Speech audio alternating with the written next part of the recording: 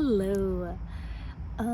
So sorry that it has taken so long to film this video, and I am showing up just as I am with a freaking sweaty, greasy face in the middle of a public park because I feel like I wanted to re-record the video that I had planned already. I'd recorded something, but I didn't love how it came out.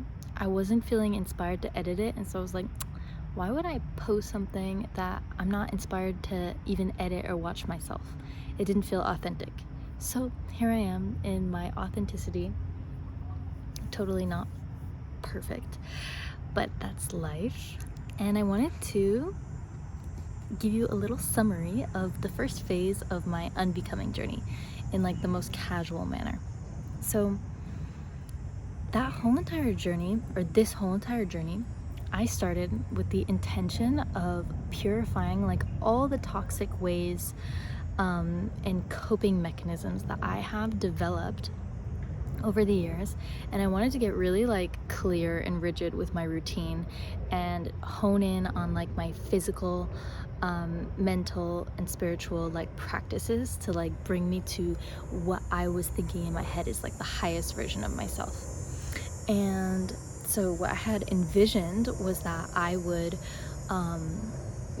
start at my base level of physical prowess. I don't know why that word just jumped into my head. Of my baseline of like physical capacity, and then I would like just install good habits with the first phase,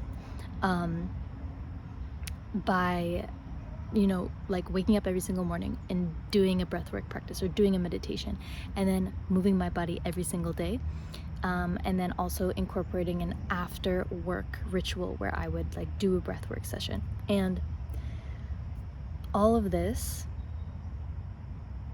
has made an incredible change in my life, but not how I expected it. So the change is that moving my body every single day, whether that's an intense workout or just like 20 minutes of yoga like I'm doing today, is so essential.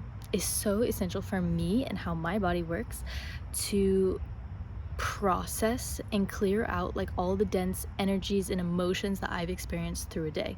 Imagine how many thoughts that come up into your head during a day, how many emotions that you experience in one day. Sometimes you don't even realize you're noticing them. Just for example, take the fact when you're scrolling on your phone, you're going down your Instagram feed, you feel emotions with every single video that pass. Even if it's just like a dumb silly video, or if it's something that you find super inspiring, you feel emotions with it. All of that is like stored in your tissues, and it gets stuck there if we don't do anything to like move it and physically push it out. So anyway, movement for me has been so therapeutic every single day, whether it's a full-on workout or just some sort of like stretching. And installing the habit of like waking up and doing something good for my body right away. I like how I gave myself the flexibility to choose either a breath work session or a meditation, so I didn't feel so limited in like what I could do when I woke up. I feel like that liberty has like allowed me to kind of continue and stay consistent with this process. And the other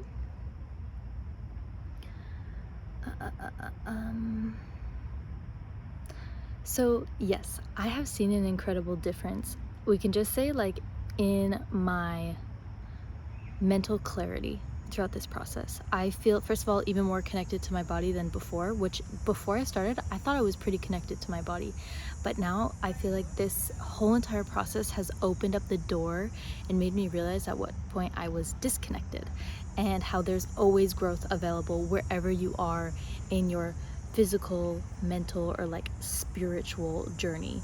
And when I say spiritual, I just mean like your connection with like God, the divine universe, or like the divine within you.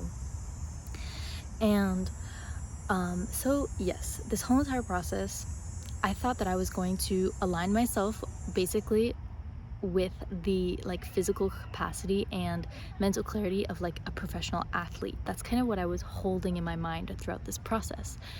And that's totally not what has unfolded, and I wouldn't change it for an instant. Um, the whole entire reason why I started was to clear out what all that was not in alignment with me. And that vision was not in alignment with me. As we saw in the videos, I pushed my body really hard with no respect for my cycle, my feminine cycle, my menstrual cycle. And what did that do? That gave me the worst period of the most recent years in my life, because I wasn't listening to my own body's cues. I wasn't giving myself what I needed, and I was going against the flow of nature. And so that was the slap in the face I needed to be like, whoa, whoa, whoa, calm down, calm your ego down. What you think you want is not actually what you need. So sit with yourself, get really clear on what you need. And so, of course, training with my cycle is now going to be something that I will be implementing in phase 2 of this journey. I'm going to be pairing my workouts with each phase of my cycle. So just a little overview. Let's say, generally speaking, my most intense workouts are going to be during my follicular phase, so the days leading up to ovulation and ovulation. Then as I switch into the luteal phase, I'm going to lower the intensity, really introduce more gentle workouts, because that's when personally I experience the least motivation. I almost experience less motivation in the last couple days or the last week of my luteal phase than I do on my period, which is really weird, but that's personal to me. So anyway, I'm gonna work with that and really give myself the rest days that I need, or a very gentle sort of movement. And then on my period, I'm still going to move, and I'm actually going to test out, there's this one theory that on your period, that's the time to practice or lift heavy. Not a lot of reps, but lifting like 1 or 2 reps really heavy and build strength, because your pain receptors don't register as I don't know how to say this well. Your pain receptors don't register pain as they normally do. So your tolerance, that's the word I'm searching for. Your tolerance for pain is much higher. Don't ask me the science behind that. I'm not into biochemistry or whatever. I'm just a girl. So yeah, I'm gonna test that theory. And this is a spoiler alert, but I'm already filming the first part of the phase 2, and that theory has some truth to it. That's all I'm gonna say. Okay, you're gonna have to watch the video to get the rest. But yeah, okay, so that's the biggest thing I'm gonna change. Now, in terms of just overall mental clarity, I was feeling lost for a really, really long time. And having this journey, it's slowly illuminating all the points or all the perspectives that I've held on myself that have contributed to me feeling lost. I've been trying to fit into certain boxes that simply cannot fit me. And I've been labeling, I've been judging so much about myself. And this whole entire journey has been so beautiful to really unbecome, to unravel, to let go of all that is truly not me. And that's just phase 1. And then I can't even explain how my life this past month and a little bit has just been the greatest practice of surrender. When you feel like everything in your entire life is just kind of falling apart and you have no choice but to surrender. And it couldn't have fallen more perfectly with this first phase. In this unbecoming journey, I feel like I am normally someone who tries to control so much. I try to control I can only be happy when everything is going right, which is so not true. This first phase has really taught me to trust in myself and in God, the universe, higher power, however you like to call this uniting force that is the reason why we're here, is the reason why the sun is shining on me right now, is the reason why I'm breathing fresh and clean air. It's the reason why the smoke has cleared up from the skies today, and the reason why I'm exactly where I need to be, and the reason why you are exactly where you need to be. That force, I'm learning to trust in that, and every single struggle that I have in my life, even if it's like the way someone talked to me at work, or me struggling to give myself the love that I need, or getting in touch with my true desires or like my true needs, you know, give it up to that force. Like, dear God, help me come closer to myself. Help me be so in tune with what my body needs so that I can be the provider for this physical vessel that gives me the gift of just experiencing this earth as it is. It's crazy how just movement can lead you to these kinds of revelations. And that's also the reason why I'm just showing up here super like authentically, just as if I was talking to you.